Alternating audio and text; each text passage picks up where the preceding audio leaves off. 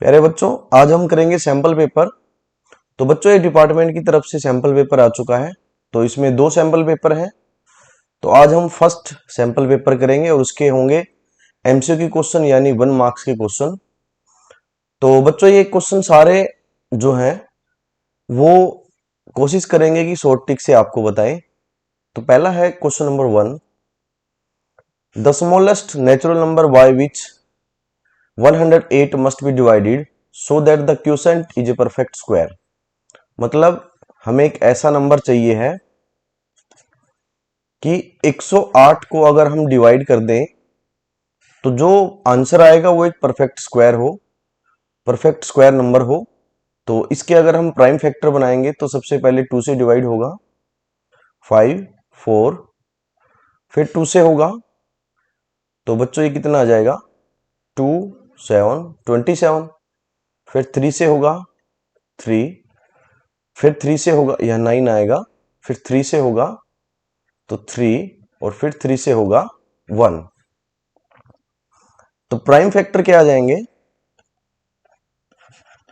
Prime factor of 108 is equal to 2 into 2 into 3 into 3 into 3। तो बच्चों हमें क्या करना है, इसको एक परफेक्ट स्क्वायर नंबर बनने के लिए दो नंबर सेम एक जैसे चाहिए पावर में। तो जैसे ये दो नंबर सेम है, ये दो नंबर सेम है, ये दो नंबर सेम है, तो एक नंबर ये एक्स्ट्रा है। तो अगर हम 3 से इसको डिवाइड कर देंगे तो ये कैंसिल हो जाएगा, बाकी ये बचेगा। ये नंबर क्या होगा, एक परफेक्ट स्क्वायर नंबर होगा। तो हमारा आंसर कितना आ जाएगा, हमारा आंसर आ जाएगा ऑप्शन नंबर सी। तो या फिर दूसरा मेथड क्या है, ऐसे कर सकते हो आप कि 108 को 6 से भाग करो तो कितना आएगा, 18। 18 क्या है, एक परफेक्ट स्क्वायर नंबर नहीं है। और जैसे 108 को हम 4 से भाग करते हैं तो 4 दूना 8 और 4 सत्ता 28।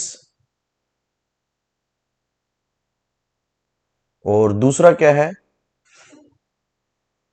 अगर हम इसको 108 को 3 से करते हैं तो 3 तिया 9 और 3 छिका 18। तो यहां पे क्या है, अगर 108 को हम फिर 2 से करेंगे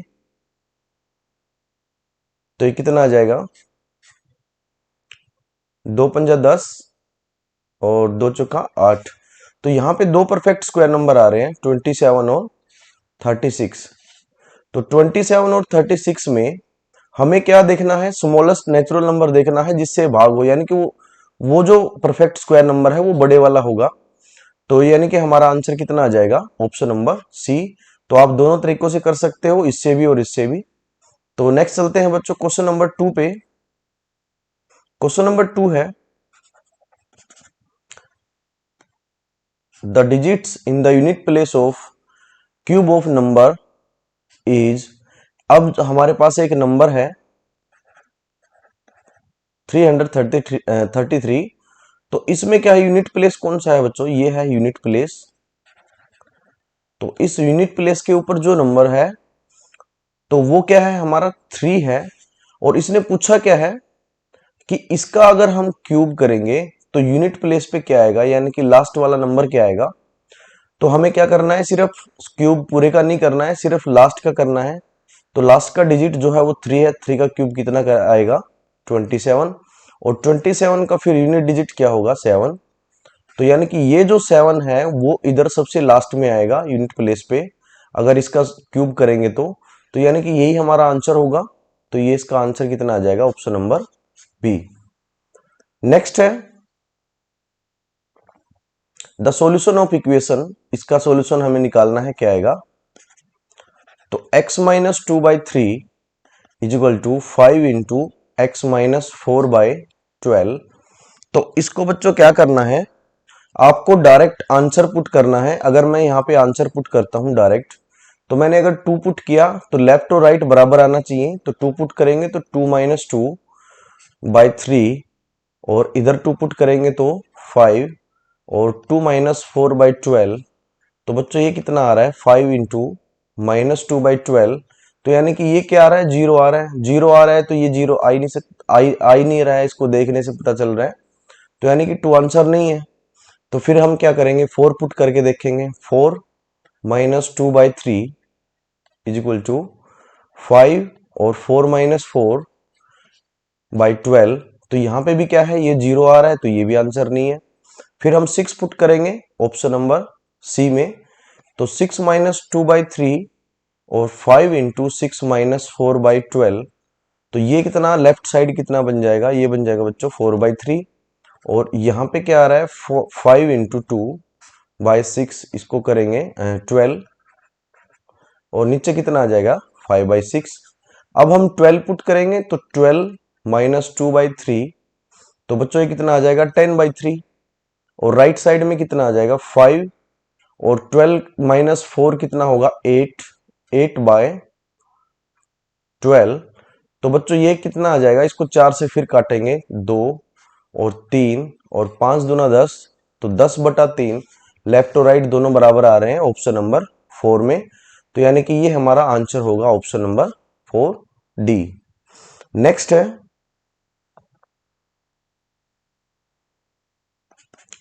the sale price of printer is 13,000. The sale tax charge on it at the rate of 12%. The amount Vinod will have to pay if he buys it is. ये कह रहा है कि एक प्रिंटर है, उसका रेट है 3,000 और 13,000, और क्या है उसके बाद उस पर सेल टैक्स है 12%, और 12% आने के बाद हमें कीमत बताना है कितना होगा। तो बच्चों हम क्या करेंगे, इसमें 12% जो है, 12% 13,000 का 12% हम निकालेंगे, कितना आएगा। तो इसका 12% निकालेंगे तो बच्चों ये आएगा, दो जीरो से दो जीरो कैंसिल हो जाएगा। अब हमें क्या करना है, 130 की गुना करनी है 12 से। तो 130 की अगर 12 से गुना करेंगे तो ये आएगा 1560। और ये 1560 जो है वो क्या करना है, सेल टैक्स लगा है उसके बाद की वैल्यू होगी। तो यानी कि ये 13,000 में ऐड हो जाएगा।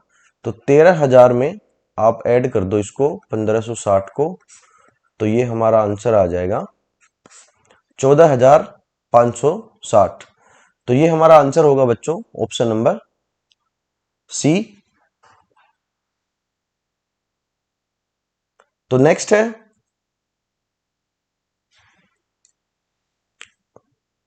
Fifth question. तो बच्चों फिफ्थ क्वेश्चन को कैसे करेंगे, हमें ऐड करना है mn प्लस 5 माइनस 2 और mn प्लस 3, इन दोनों को हमें ऐड करना है। तो बच्चों डायरेक्ट इनको ऐड कर दो क्योंकि लाइक टर्म है, 2mn आएगा, और ये क्या बना देगा 3, और ये क्या है 3, तो टोटल कितना आ जाएगा प्लस 6। तो ये इसका आंसर होगा, और आंसर यानी कि क्या आ जाएगा option number D.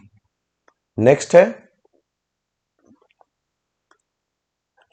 A 5 metre 60 centimetre height vertical pole cast a shadow of, ये एक शैडो बना रहा है इतना लॉन्ग। तो at the same time the length of the shadow cast by another pole is. तो बच्चों ये जो क्वेश्चन है ये हमारा क्या है, डायरेक्ट प्रोपोर्शन का है। और डायरेक्ट प्रोपोर्शन का फॉर्मूला क्या होता है हमारा, वो होता है x1 by y1 is equal to x2 by y2। तो यहाँ पे x1 क्या है, x1 है हमारा 5 मीटर 60 सेंटीमीटर, और अगर इसको हम सेंटीमीटर में ही कन्वर्ट करेंगे तो ये कितना आ जाएगा 560 सेंटीमीटर। और उसके बाद फिर क्या है दूसरा y1 हमारा क्या आ जाएगा, y1 है हमारा 7 मीटर 50 सेंटीमीटर, और इसको हम कन्वर्ट करेंगे तो 750 सेंटीमीटर। और x2 क्या है, x2 हमारा है 2 मीटर 80 सेंटीमीटर यानी कि 280 सेंटीमीटर। और y2 हमें निकालना है, ये हमें निकालना है। तो ये वैल्यू हम यहां पुट कर देंगे। तो 560 डिवाइड बाय y1 कितना आ जाएगा,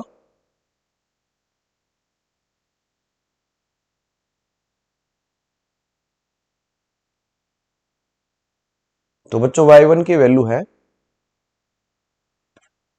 750 और x2 की वैल्यू है 280 और y2 है तो y2।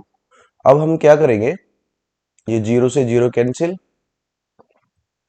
और इसको सोल्व करेंगे तो ये इससे क्रॉस मल्टीप्लाई हो जाएगा। तो y2 into 56 is equal to 280 into 75 और 56 को उधर लेके जाएंगे तो डिवाइड में आ जाएगा 56। तो बच्चों यहाँ पे क्या है, इसको इस जीरो को एक बार भूल जाओ कि मान लो कि 10 है तो 28 है, तो यहाँ कितना आ जाएगा 2 और फिर इससे होगा तो ये कितना आ जाएगा 5 और इससे अगर हम मल्टीप्लाई करेंगे यानी कि 75 की मल्टीप्लाई करेंगे 5 से, अब ये दोनों बचे हैं तो इनकी मल्टीप्लाई कितनी आ जाएगी, तो 75 इंटू 5 यानी कि ये आ जाएगा हमारा 375 और 375 को अगर हम मीटर सेंटीमीटर में कन्वर्ट करेंगे तो ये कितना आ जाएगा 3 मीटर 75 सेंटीमीटर। ये हमारा आंसर होगा। तो बच्चों इसका आंसर आ जाएगा option number A.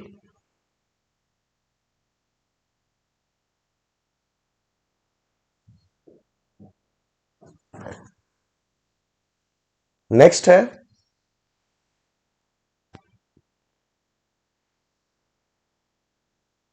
Next question है बच्चों, फैक्टराइज, इसको हमें फैक्टराइज करना है। तो Y square plus 19y minus 150। तो इस क्वेश्चन को क्या है, हम ऑप्शन से ही कर लेंगे। तो हमें पता है कि 150 के अगर मैं फैक्टर बनाता हूं तो 25 और 6 हमने लिए, क्यों लिए, क्योंकि सारे ऑप्शन में यही है। अब हमें ये देखना है कि उनकी मल्टीप्लाई माइनस आनी चाहिए, माइनस आनी चाहिए तो यानी एक माइनस होगा कोई भी, तो या तो ये माइनस होगा या ये माइनस होगा, लेकिन लेना कौन सा है। अब हमें ये देखना है यहाँ क्या है, प्लस 19 है, प्लस 19 यानी कि जो बड़ा नंबर है वो प्लस का होगा और छोटा नंबर है वो माइनस का होगा। तो बच्चों यही हमारे फैक्टर होंगे। फैक्टर क्या बन जाएंगे, अब ये जो प्लस लिखा है और 25 लिखा है तो y प्लस 25 और ऐसे इसके अगर बनाएंगे तो y माइनस 6, ये हमारा सेकंड फैक्टर होगा। तो ये इसके फैक्टर आ जाएंगे यानी कि ऑप्शन नंबर डी हमारा आंसर होगा। नेक्स्ट है बच्चों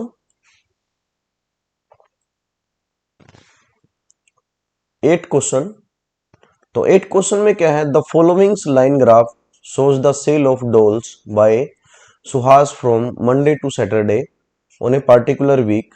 If the cost of one doll is 35, then the amount received by Suhas received from the sale of doll on Sunday. तो बच्चों एक लाइन ग्राफ है आपके आपके सामने। तो इसमें क्या है, ये पूछा गया है कि सैटरडे को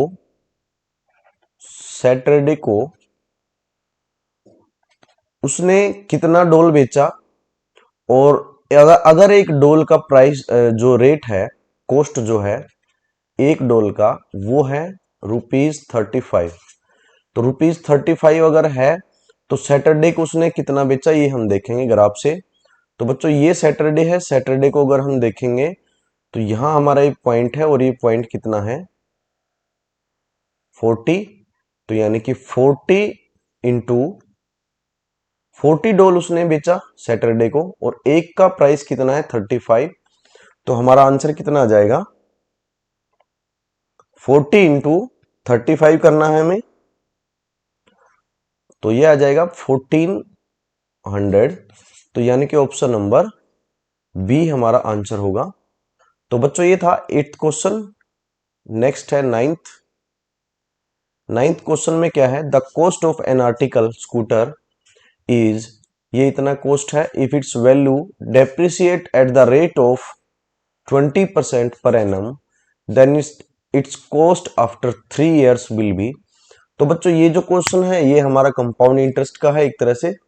तो यानी कि उसका फॉर्मूला क्या होता है, फॉर्मूले से करोगे तो फॉर्मूला होता है A is equal to P into 1+r/100 raise to power n, ये हमारा फॉर्मूला लगेगा। तो इससे आप कर सकते हो, लेकिन अगर डायरेक्ट करोगे तो डायरेक्ट फॉर्मूला ये है। 20% जो है उसको अगर हम सोल्व करेंगे तो बच्चों ये आएगा 1/5। तो 1/5। अब क्या है, 1,75,000 रुपए उसकी वैल्यू थी, और इंटू करना है 1/5 से, नहीं करना आपको। 1/5 यानी कि 5 जो वैल्यू स्टार्टिंग में थी और एक जो है कम हो रही है, तो वैल्यू कितनी हो जाएगी 4/5। अब आपको इस यहां पे 4/5 से 3 टाइम्स मल्टीप्लाई करना है। 3 टाइम्स क्यों करना है, क्योंकि 3 ईयर के लिए है, 3 ईयर। और इसको आपको सोल्व करना है, आंसर आ जाएगा। तो अगर इसको हम सोल्व करेंगे तो ये सबसे पहले 5 से होगा, 3, 5 दिए 15 और बचा 2, 5 पंजा 25, ये आ जाएगा। अब फिर 5 से करेंगे तो 5 सता 35, 7,000। और फिर 5 से करेंगे